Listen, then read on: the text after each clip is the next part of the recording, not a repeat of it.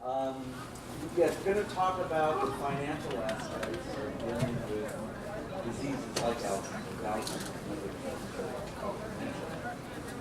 And I'm going to try to bring you through what can be a pretty technical subject, certainly a lot of numbers attached to it. But what I want you to know is that this is a broad subject, and there are lots of things that we can talk about. I want to make sure that we cover the part of the subject that you're most interested in. So I know from experience pretty much what people want to learn these things, and the presentation I put together goes in that direction. But by all means, if there's a question that you have or an issue that you don't understand, or I don't explain something in a way that you get it, you don't have to wait till the end of the presentation. My presentations never end, so interrupt me during the presentation and ask me a question. If I can't answer it well, then I'll certainly say around afterwards and answer questions that you might have at that time. So let's get right into it. We're talking about funding long-term care, and all of you, I think, have a pretty good idea of what the problem is with regards to funding long-term care. Long-term care can be very, very expensive. If we're advising a client, to give you an example, a quick example, nowadays on the cost of care, and they have a patient who's gotten to the stage of the disease where they require institutionalized care, say in a skilled nursing facility, that level of care, we would tell them that the amount that they need to put aside for that care is about $100,000 a year for however long that patient is in the facility. That doesn't obviously cover their own living expenses. That's the expense of just to take care of the patient. Well, that in and of itself is not really that unusual a cost. There are lots of diseases that cost that much. What's unusual with Alzheimer's is that the normal things that you rely upon to pay for that cost don't exist with Alzheimer's. So if you think of how you can fund with private dollars. We're not going to spend too much time, unless you'd like me to, talking about private pay, because with private pay it either means that you've got the $100,000 a year from income, or you have it from resources, or you have it from a relative, or you have it somewhere, but you're paying for it yourself. There is an advantage to private paying, by the way, if you're able to private pay. We advise people that are truly able to private pay, and that is that you don't have to listen to the rest of my presentation, which is a bonus.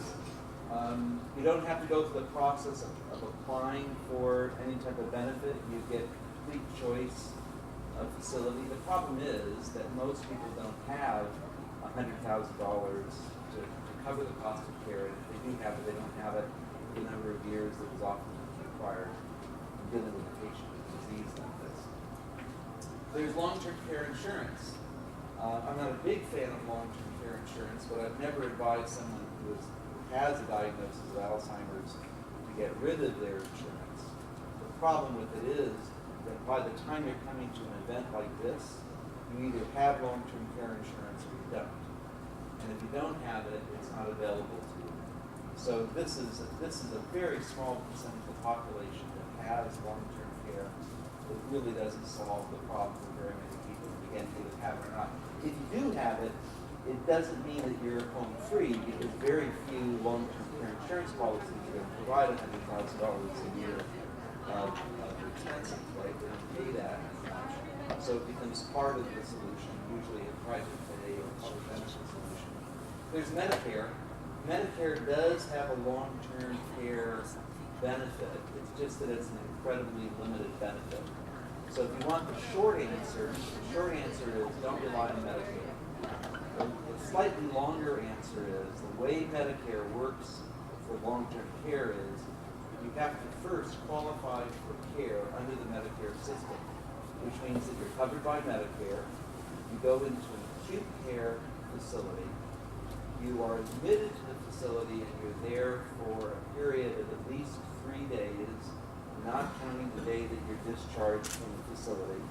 They discharge you from the facility to a skilled nursing facility, and then you may be covered by Medicare if you're at the facility for one of essentially two qualifying reasons. You're either there because you require skilled care, which is this sounds odd, I know. You're in a skilled facility, so you think that if they send you to a skilled facility, that means that you require skilled care. Actually, the majority of patients in skilled facilities do not require skilled care. It's the level of the facility, not the level of the care. Most people are there because they require custodial care at the facility.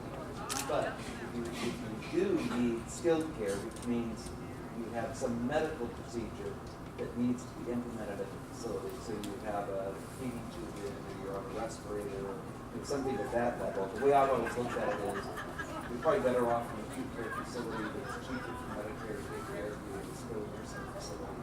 At that level, you have a type of care that would be qualified for Medicare payment. Or the more common reason, you're there for rehabilitative care. And this really is the majority of Medicare placements. This is a case where you break a hip, you go to the hospital, they set the hip, they send you to the skilled facility, they rehab you at the facility, and that's covered by Medicare. But even if you've gone to acute care, even if you're there for a qualifying purpose, the maximum benefit that you get is 100 days of coverage. At the end of the 100 days, you're off of the Medicare system, and you're back to private pay or some other option. Yes. Is that an annual limit or a lifetime limit? It's both. It's not a lifetime limit. It's an annual limit, and it's also a per cause limit. So if you go into a facility and you're on Medicare, it doesn't renew with the next year when you start again. But if you go into a facility, you come out, it'll reset so that you can get benefits again. And you can go back to the same year if it's a different cause. Right, a different cause. And then there's Medi-Cal. Medi-Cal does pay for the cost of long-term care. It doesn't have a 100-day limitation. The only problem with Medi-Cal, which you may know as Medi-Cal or know as Medicaid, but the only problem with Medi-Cal is that unlike Medicare, where most people are on the Medicare program automatically when they get to age 65, with Medi-Cal you have to qualify for the coverage. And it's a means-tested program, which means they look at your financial background to determine whether or not you're eligible for coverage under the Medi-Cal program. And most people, if you look at their finances, are going to find they're not eligible for coverage under Medi-Cal. But trust me, the whole purpose of this presentation is to show you how you can make yourself eligible or find yourself eligible for Medi-Cal, so you understand how that whole program works. Sir? I'll promise to quit interrupting. Medi-Cal will also come back against your estate for reimbursement after you're gone. Yeah, that's a very good point. I don't know if everyone compares, let me repeat that. What was said was that Medi-Cal can come back after your estate once you've passed away. And I'm going to talk about that a little bit further, but let me just briefly talk about it now. When you do Medi-Cal planning, there are actually separate areas of planning. I usually divide them into 3 areas of planning. And what we're going to talk about at first is the first area of planning. That's Medi-Cal eligibility. That's getting onto the Medi-Cal program to begin with. If you don't nail eligibility, you don't have to worry about recovery, right? So we worry about eligibility first, getting onto the program. The second area is share of cost planning. We'll talk about that also in some detail. Share of cost reflects the fact that even though you're on the Medi-Cal system, it doesn't mean that the Medi-Cal program pays 100% of the cost of care.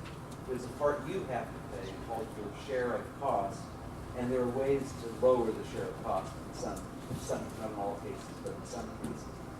The third area of planning is estate recovery, which is, as you said, the ability of the state to come back. They can't come back until both the patient and the patient's spouse have passed away. But they can come back after both the patient's spouse has passed away and try to recover from the remaining assets a reimbursement for the expenses that they've covered while they were alive.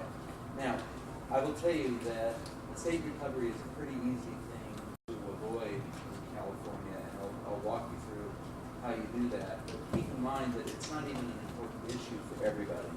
Some people are very focused on estate recovery, oftentimes for very, very compelling reasons, like they may have a child that needs additional assistance, or they may have someone else they're responsible for, those assets need to be preserved. In other circumstances, people don't care at all about estate recovery. It's just not an issue for them. They just want to make sure that they and the well spouse are taken care of. And then we don't get into estate recovery issues. But when I talk about rules in a minute, particularly when I talk about countable and uncountable assets, you want to keep in mind that the rules that I'm going to be discussing are eligibility rules, not estate recovery rules. Because an asset that can be counted one way or that's not counted at all for eligibility purposes may be very, very countable for estate recovery purposes. Okay? So, this slide is just pointing out to you that what I'm going to talk about today is going to be the rules as they exist today. This slide is to let you know that that's not going to be true in the future. Because there was a law passed, there actually been several laws passed, that haven't been fully implemented by the state of California, the Deficit Reduction Act of 2005, that was signed into law in 2006. It's still not been implemented in California. And to be precise, they passed the law that will implement it, but they haven't put together the regulations that will implement it. And until the regulation package is put together and approved, they cannot impose the rules under DRA Deficit Reduction Act 2005. And I'll try to point out to you where the important places where this really changes the way you do this area of planning. But keep in mind that when this passed in 2006, we thought that by 2007, maybe 2008, it would be fully implemented. It's now, for those of you that are unaware, 2013. It hasn't been implemented yet. The state is not putting a lot of energy into implementing it at this time. Frankly, they never wanted to put a lot of attention into implementing DRA 05, even though they've made a lot of progress putting a proposed reg pack together. That pack, by the way, has been completely scrapped, and now they're doing a new reg pack. And what's going on is because of the Affordable Care Act being implemented in California, all of the legal strength that they have at the Department of Health Care Services is going towards putting the regulations together for the Affordable Care Act. There's no one to work on the Deficit Reduction Act. So it's delaying it. So now we're telling people that you're looking at least 2015 until this thing is in place. It may be longer than that, maybe 2016, maybe never. The biggest law change that in my history in this was back in 1993. That was over in 93. It still isn't implemented in California. Not fully implemented. What is this act in relation to? Is it Medicare, Medi-Cal? Medi-Cal and Medicaid. The Medi-Cal program and the Medicaid program are the exact same program. One is state, one is federal. They're actually both federal and state at the same time. They're literally the same program. They don't call it Medi-Utah or Medi-Nevada, but we call it Medi-Cal here in California, but they're the exact same program. It's Medicaid.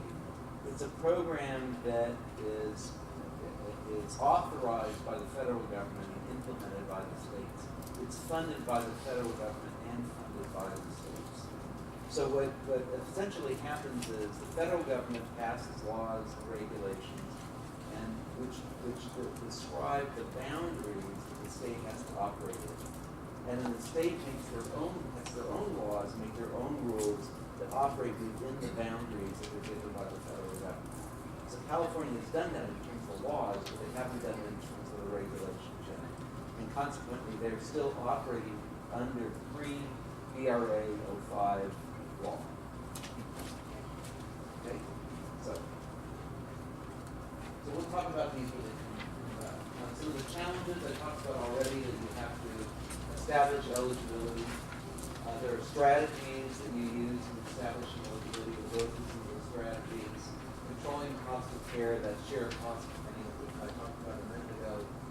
And then estate recovery, which we've already talked about. And then finally, addressing incapacity. Because when you do this type of planning, what I'm going to talk about initially is this is what you need to do, but you always have to remember that the other piece of the puzzle is how are you able legally to do it? And oftentimes you're asking for transactions to be done in the name of the institutionalized or ill person, and you have to look at authority issues. Who has the authority to act in that person's best interest, to act as a substitute for that person? Okay, we'll try to get through as much of this as we can. Question? Sir? Yes? Ma'am. What was the overview of the 2005 Deficit Reduction Act? Oh, I mean, what does the act do? Right. Yeah. It did so many things. The biggest change with regards to Medi-Cal eligibility is how it's changed the way that a particular strategy worked, which has to do with transfers of assets, gifts of assets. So when I get to the gifting section, I'll show you real specifically what it changes. Oh. Okay. But yeah, it's confusing, I know, at this point. So if you're evaluating eligibility, let me walk you through the way an eligibility worker looks at you when you're trying to establish eligibility for Medi-Cal benefits. There are essentially two tests that are imposed upon you to determine if you're eligible. The first test is a so-called asset test. And under this test, they value all of your assets. They divide that group of assets into countable assets and non-countable assets. If the countable assets have a value that is equal to or greater than a particular standard, then you're not eligible for Medi-Cal benefits. If they're equal to or less than that amount, then you are eligible for Medi-Cal benefits. The second test is called the transfer test, and under this test, they look to see whether or not, in order to get yourself eligible for Medi-Cal, you have gifted away assets to try to bring your assets down to that level. So let's look at the asset test first. So I said that it's if you're above a certain standard. So here are the two limits. There's the property reserve limit of $2,000. That's the amount of countable resources. Countable is a real important term, so we'll talk about countable in a minute. A lot of things aren't countable. But that's the maximum amount of countable assets that a single individual is allowed to have and still be eligible for Medi-Cal. Above $2,000, you're not eligible for Medi-Cal. That'll include virtually anything you can think of: savings account, investment accounts, not pension. That's right, not a pension. We'll talk about all the exempt assets. About 401. Does it include 401k? It does not include retirement accounts generally, but I'll give you more specific on that in a minute. And then you have the Community Spouse Resource Allowance, $115,920, and I think I printed that. I just put this on this morning at $117,240. It's up here also. That amount is rising to $117,240 on January 1st. The current limit, it goes up every year. The limit was $115,920 this year. It goes to $117,240 next year. So if you are a single individual, you're allowed to have $2,000. If you're married, the combined value of assets, countable assets of you and your spouse, is the total of the $115,920 and the $2,000. So $117,920 in assets. And since all the other slides are consistent with this, I'm going to use those numbers instead of next year's numbers. Okay? So if you're below that level, again, you don't have to listen to anything else. You're already eligible for Medi-Cal benefits, assuming you didn't get there by making a large transfer away of assets, right? But assuming that you're above that amount, you have to listen a little bit longer. So let's talk about non-countable assets. The first non-countable asset, the one that most people are familiar with, is the principal residence. And what you will hear people say, including myself in a lot of presentations, is that the principal residence is a totally exempt asset. It's not countable no matter what. These slides were originally done actually for an attorney training that we did a few weeks ago, so they give a little more detail than that. But it's important for you to know that there is more detail to it. Actually, the principal residence is a countable resource unless you meet one of several standards. But instead of going through the list of standards, let me just tell you the one that's easy to meet, and you're always going to meet it, and therefore you'll always have the house not a countable asset. On an application for Medi-Cal benefits, there's a question that asks if you have an intent to return home. The answer to the question is yes. Always yes. If you answer yes, then they can't count the house. Right? It does not mean that you have a reasonable expectation of returning home. It's not required. It's important to know. It's not required that there be a reasonable expectation of returning home. Only that if a miracle occurred and you were cured, would you stay at the facility or would you go home? And if the answer is you go home, then it makes it an exempt asset for Medi-Cal purposes. Now, the DRA, the Deficit Reduction Act of 2005, does change this a bit, but it doesn't change it at all for couples. Okay, so if it's a couple and one is institutionalized, the house is fully exempt. If you have a single individual that owns a home and they're in a facility, then there is a limit. California elected the highest limit, which is $750,000 of value. Now that amount of value, $750,000, also goes up every year with inflation. That number just came out also. It's $814,000 now. So if you have a house with a value below equal to or below $814,000, then it's a non-countable asset for Medi-Cal. If you have a house and you're a single individual and the value is above $814,000, then it de facto makes you ineligible for Medi-Cal. It's not that it becomes a countable asset, it just makes you ineligible for Medi-Cal. However, the way they calculate the value of the asset is actually in your favor, because the way they calculate the value of the principal residence is by taking the assessed value for property tax purposes.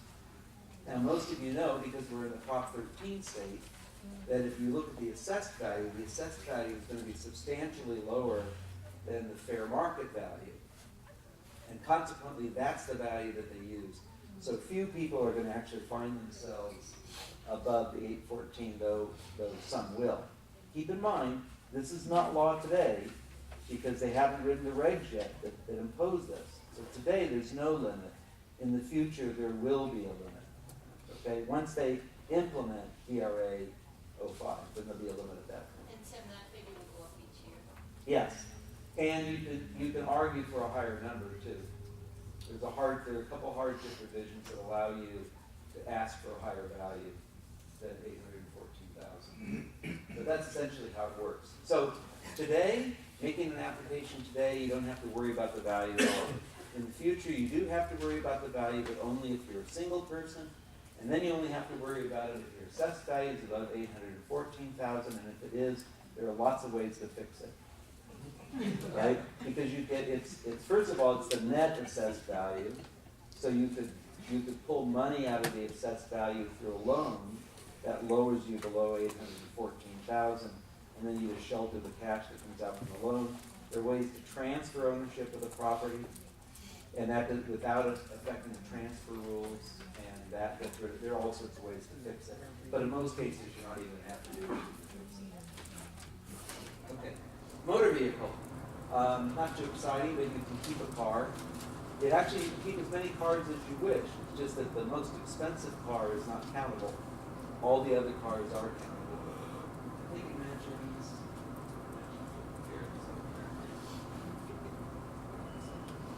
so you have one exempt vehicle, then you have non-exempt vehicles that are counted towards that $115,920 or towards the $2,000 limit. The way they value a car is if you look at your registration, you know how you get a part of it that's tax and a part of it that's a fee? Look at the part that's a tax multiplied by 50, and that's the value that they will use by default for the value of the car. And that's because, theoretically, the tax you pay for your car is 2% of the value of the car every year. If you have a car that's more than 10 years old, it pretty much has no value. You can also argue to be able to keep an additional car exempt, by the way. If you have a car that's for a special purpose, like it's set up to accommodate a wheelchair, or so if you have a reason that you can argue that you need an additional vehicle. That just says that there are other ways that you can shelter the car. Burial arrangements. This is actually important, even though it's hardly the fun place to shelter assets. You can prepay the cost of burial expenses, and those can be exempt. And the way that you make them exempt is you make it so it's a non-refundable account. So, and how you determine if it's non-refundable, this is actually serious, because you can, like I had a client once, and there are actually several categories of assets under burial. There's tangibles, which are like you prepay for the gravestone, you prepay for the casket, you prepay for the plot. Those are all completely exempt without any exclusion whatsoever. And then the law says, but it has to be for personal use. It seemed like sort of a silly thing. And then I had a client walk in who owned like 22 plots because some salesman had convinced them, land was going up, and this is a place to put your money, so you bought all these plots. Well, those weren't exempt for Medi-Cal purposes, so we actually had to liquidate most of those, just keep a couple. But pretty much everything. But the safest way to do it, I'm trying to give you the shortcut. The shortcut is go to the place that you prepaid for medical expenses and ask if it's a revocable contract or not. Can you get out of it? If they say you can't get out of it, have them highlight the section of the contract that says you can't get out of it, and that's what you bring to social services when you apply. If they say you can get out of it, tell them that you don't want to be able to get out of it. They will be more than happy to add that clause to the contract. And then you have them add the clause, highlight that piece of paper, and bring that with you, and that makes it a non-countable asset. Life insurance, this is a horrible one. Life insurance, you will hear from people that life insurance is exempt.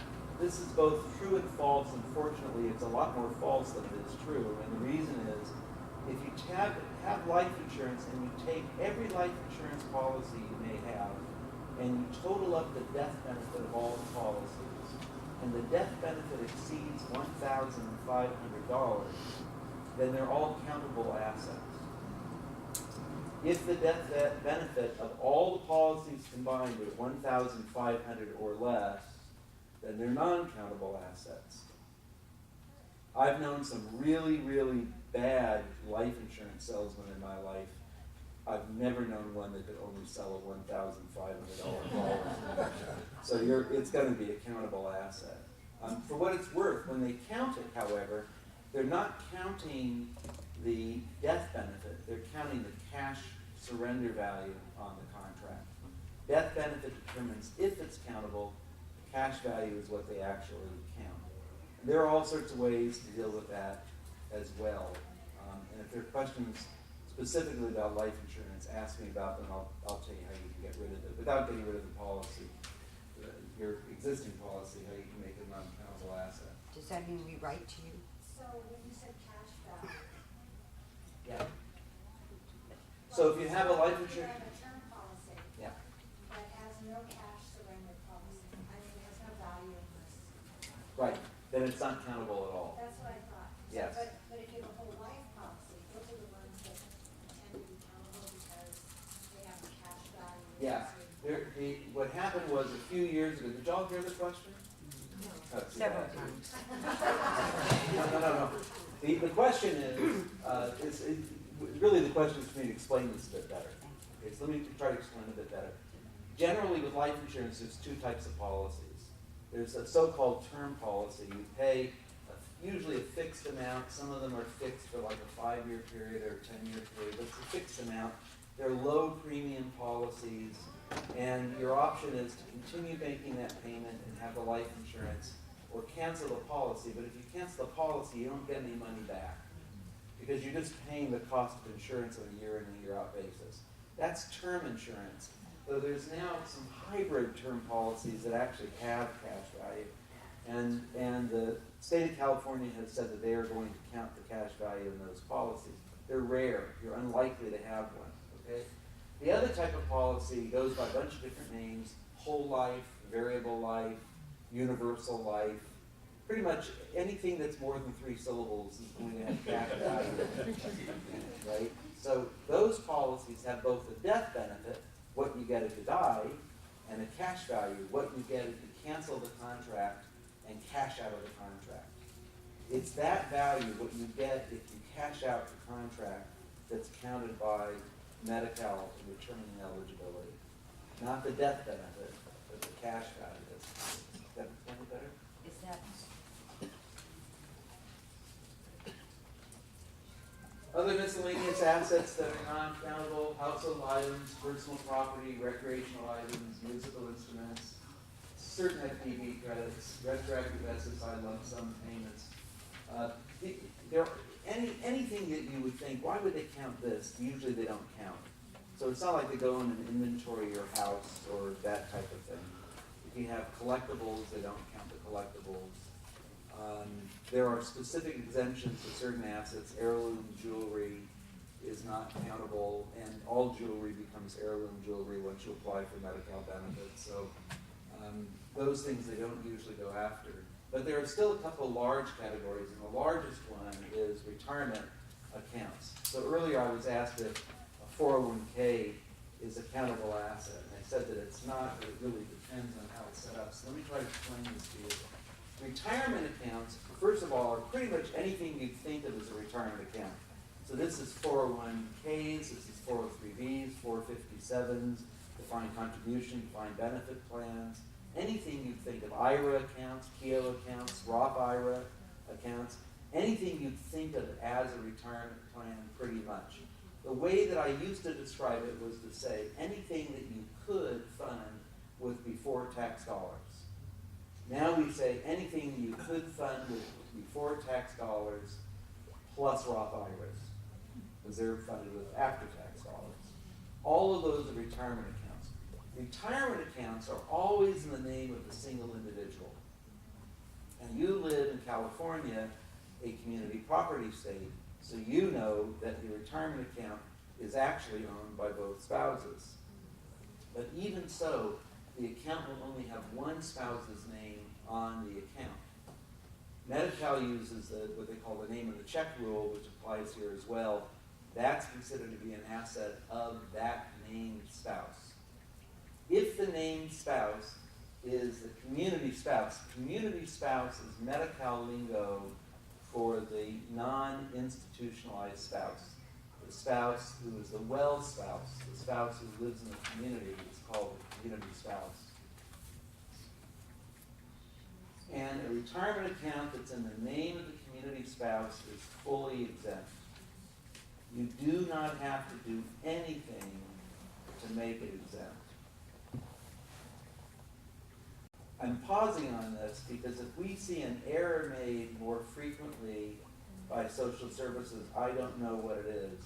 Many, many times we hear of cases where people go in, they make an application, and they're told that they have to liquidate their retirement account and spend that money down before they're eligible for Medi-Cal benefits. It's just not true.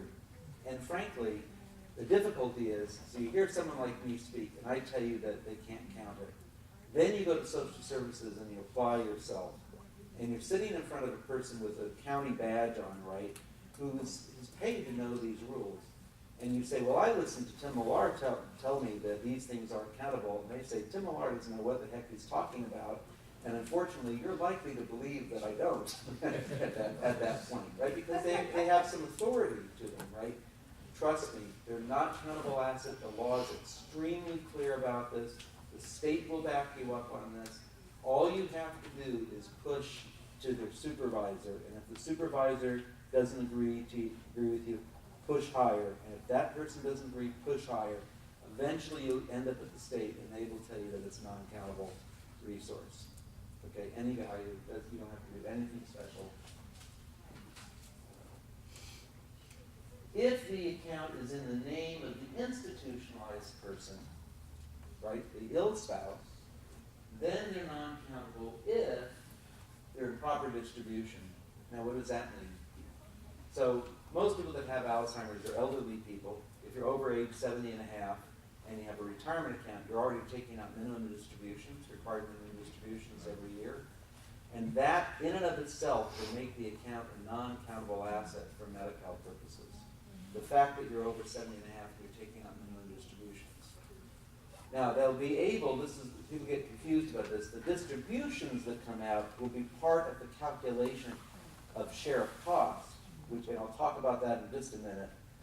But the underlying value of the account, which is what's used to determine if you're eligible for Medi-Cal, is not a countable asset. Now, what if you're under age 70 and a half? You'd start distributions earlier.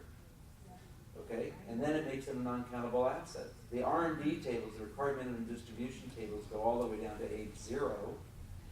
We don't have a lot of clients younger than that, so you can use those tables, and you can actually get lower amounts than those too, but that's an easy way to do it, is just look at the RMD tables and use that amount to come out of the account. It makes it a non-countable asset.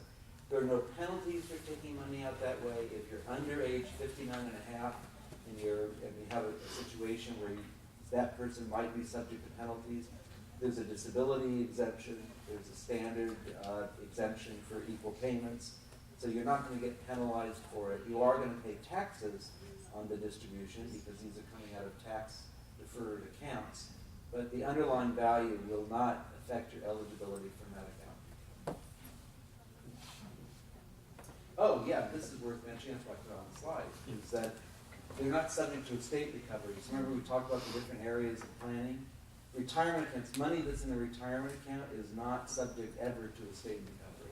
They can't come back against that money, whether it's in the spouse's name or the ill person's name after you die. They're just exempt. So what's the strategy if you're not looking for Medi-Cal right now? Make your retirement account the last money you touch. Keep it in the retirement account. Spend everything else first, and spend this last. Other real property. I mentioned that you can have a principal residence, that's exempt. You could also have other real property, it's countable. Just keep in mind that when they count it based on the assessed value. You can go with an appraised value if you can get an appraised value less than the assessed value, but then you probably want to get your assessed value reset. But in any event, they use the assessed value, it's the net assessed value. It's less encumbrances, less a utilization credit. If you have a rental property and you're renting it and you're receiving rents that are equal to at least, this is a little obscure, but it's part of the calculation, at least 6% of the value of the property, then they lower the value of the property by $6,000 for Medi-Cal purposes. Okay? And the value of the property that they use in that calculation is the assessed value. Promissory notes and loans, this is where you've lent money out. Just keep in mind they count them, but you can get them discounted fairly heavily. I want to get to an example of this in a second. And then we have strategies. So what are the strategies to gain eligibility if you're over the 117, 920 of combined CSRA and property reserve? Converting assets, transferring assets, or expanding assets. So converting assets, what does this mean? It means that you take an asset that's countable by Medi-Cal and you use it to purchase an asset that's not countable by Medi-Cal. That sounds simple enough. So let's say that you're living in a home and you're the primary caregiver for a family member with Alzheimer's disease, and you know that in the future you're going to have large expenses associated with taking care of the disease. What does common sense tell you to do? Common sense will say, don't spend a lot of money now because you have large bills in the future. Common sense is giving you a bum steer. Because what you really want to do is you want to look at expenses that you're going to have to make anyways and make those expenditures today. So you're in a house that has a roof that's leaking. You're already under the stress of being a caregiver. Now you're a caregiver in a house that has a roof leaking. And what happens? Eventually the patient is institutionalized. Eventually you've worn all the assets down so that you're at the level where you're eligible for Medi-Cal benefits and the roof still leaks. So now you're paying to fix the roof out of the little amount of money that the state will by default allow you to keep. Makes a lot more sense to pay for those things out of excess assets instead of waiting. Mortgage pay down, more aggressive strategy. So if you have a house, which is an exempt asset, but you owe money on the house, and you want to shelter excess assets, you can shelter the assets by paying down the mortgage. Because any money you put into the mortgage will effectively increase the value, the net value of the house, right? But the house is exempt. So the fact that it increases it doesn't hurt you. You keep the same level of assets, and you decrease assets that otherwise would count against you. And then there's some annuity strategies that I'll talk about separately in a minute. So that's conversions. The second approach is transfers. And this is gifting. So let's say that I had $100,000 of excess assets, and I was looking for eligibility for Medi-Cal. So I gave my $100,000 away to my loyal, trustworthy, financially responsible daughter to hold for my benefit. And even though it was legally her $100,000, I trusted her to make that money available to me later on. That would indeed work in terms of lowering my assets. When they looked at my assets, they would say, indeed, you're going to pass the asset test now. However, there's a second test that I mentioned to you earlier, which is the transfer test. And I'm going to fail the transfer test because I've given the assets away. So when you give assets away, Medi-Cal can penalize you. The penalty is in the form of a period of ineligibility for Medi-Cal. And the period of ineligibility for Medi-Cal is based on the theory that if you give away enough money to pay for a month of care in a facility, you get a month of ineligibility for benefits. If you give away enough to pay for 10 months of care in a facility, you get 10 months of ineligibility for medical benefits, et cetera, et cetera, et cetera, up to, under the current law, a maximum of 30 months. To find that transaction, they look back in your history, and I have 30 circled there because these are the three periods that we most commonly hear quoted. People will say it's 36 months, a 3-year look back, 60 month, a 5-year look back. Under the current law, it's a 30-month look back. They can only look back 2.5 years in your history to find if a transfer like that has occurred. And if they accidentally find one longer ago than that, they can't penalize you for finding it. Under DRA 05, that's going to switch to 60 months once they implement DRA 05. But it's not there yet, so don't worry. And you're grandfathered in. Any transfers that have happened today are grandfathered in under the 30-month rule, and will, even if they tomorrow implemented DRA 05, the transfer you made before implementation is still going to be treated under the 30-month rule, not under the new rules. Okay? Now, I said that if you transfer enough to pay for a month of care, a month of care is calculated to be worth $7,549. The APPR, the average private pay rate, all you need to know is that's the number Medi-Cal uses to do the math. So they divide the amount that's transferred by 7,549, you get a period of ineligibility. The period of ineligibility begins the first day of the month in which the transfer occurred and moves forward. So if I transfer $10,000 today, I get a month of ineligibility for Medi-Cal. It starts December 1st.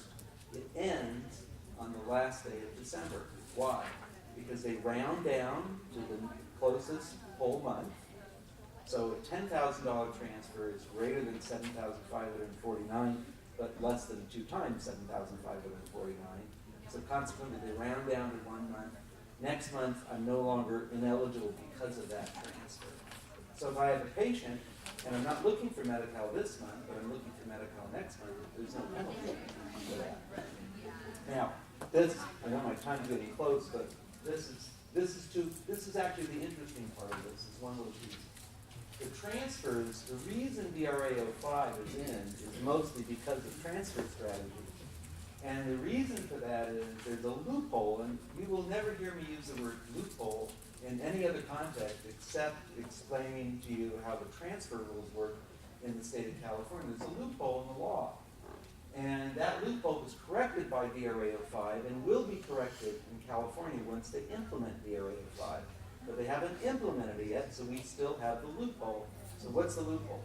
Let's say I transfer $7,549 today. What period of ineligibility does that give me? 1 month. When does it start? December 1st. When does it end? January 1st. Now, what if tomorrow I transfer another $7,549? How much does that give me? A month. When does it begin? December 1st. It expires January 1st. What if I transfer another? Oh, yeah. And then we stuff the stock. Each transfer triggers its own period of ineligibility. They all run on top of each other. In addition, if today I transfer not only to my daughter, but to my son and to his grandson, and to, right, so you can, it's to any person. So if I have 5 people that I could transfer to, I can do 5 transfers of $7,549. All of those only trigger 1 month of ineligibility. All of those run on top of each other. Times 5 kids, times 30 months, and there, believe it or not, a couple of ways to multiply it above that we didn't go into. But the amount you can transfer is massive amounts that can be transferred under that law.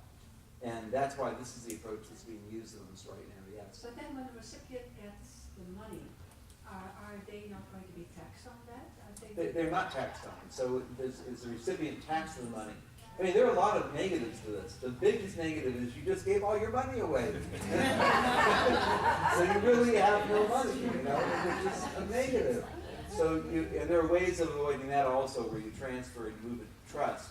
But they're complicated because of antitrust rules under the Medi-Cal regulations. But you can do it if you're worried about that. But there is no tax consequences for giving away money. Now people will say, well, wait a minute, there's the gift tax. You can only give away $10,000 a year, which is actually $14,000 now. However, there are actually 2 limits that you can use to escape the gift tax. There's the so-called annual gift tax exclusion, which is $14,000 per person per year. And there is, in addition to that, a lifetime limit, which is $5,200,000. So yes, you'll eat up a little bit of your lifetime limit, but there is no gift tax. Income tax, there's no income tax. It's not income, it's a gift. That's not tax. The only tax consequence is if I gave my daughter $100,000 and she invested it wisely, she would get interest, and the interest would be taxable. But that's the only impact on it. So this will all disappear with the area. So what are the strategies? You can wait out the transfer period. You can do gift splitting, which is what I just talked about a minute ago.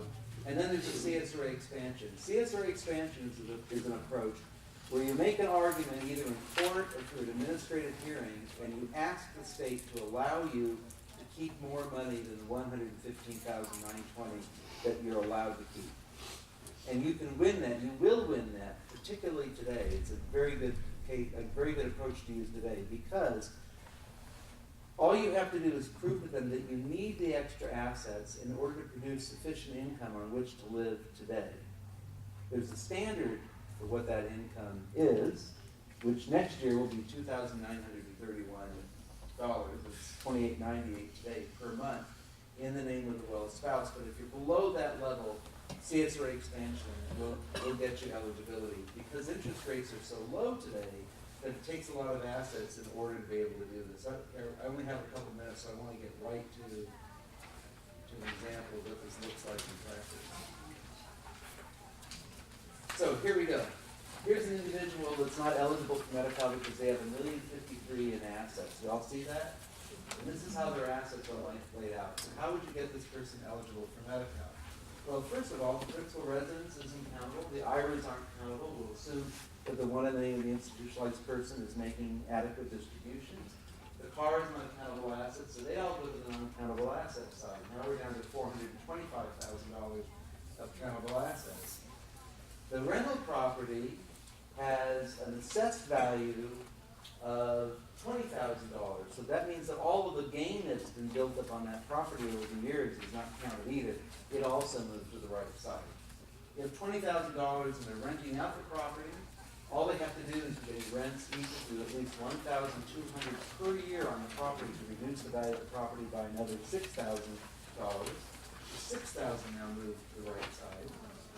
They have the property reserve, which I already told you is $2,000. That moves to the right side.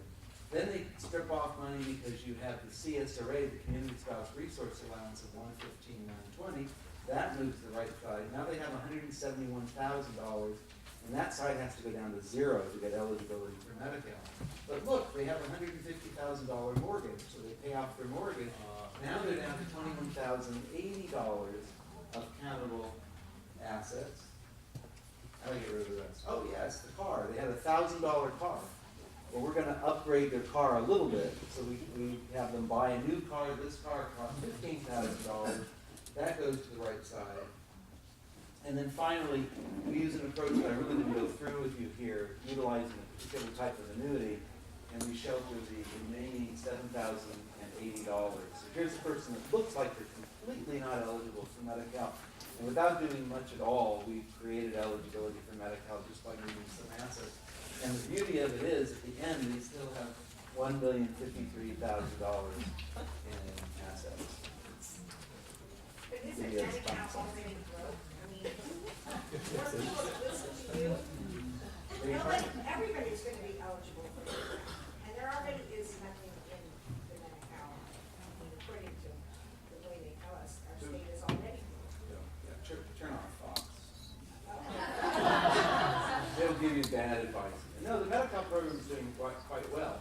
The number of people that are going into Medi-Cal facilities has not really gone up. Skilled nursing facilities in California has been pretty constant over the years. So this belief that all these benefits are going out to people that are receiving Medi-Cal is just honestly not true. Not at the skilled nursing level, not for this type of Medi-Cal care. There's an expansion in Medi-Cal under the Affordable Care Act, which is substantial and very important that we have that expansion, because these are people that have no coverage and no money whatsoever. But this type of stuff is not actually affecting us that much. The other thing is, there are lots of reasons that you don't want to do this. My own father had Alzheimer's. We knew how to get him onto Medi-Cal. We chose not to do that. We private paid through the facility that he was in. And it wasn't because we had so much money that we could afford to private pay. It spent down a lot of our assets to do it, but we had complete choice of facility. We didn't have to go through all this. My mom was happier with him at the facility he was at. There are a lot of reasons that you'll choose not to do Medi-Cal. So I've got about 2 minutes, so let me just, I promise I do share a cost, and I'm going to run through this, and then I'll stay afterwards to answer any questions that people might have. So I'm going to show you how you calculate share of cost.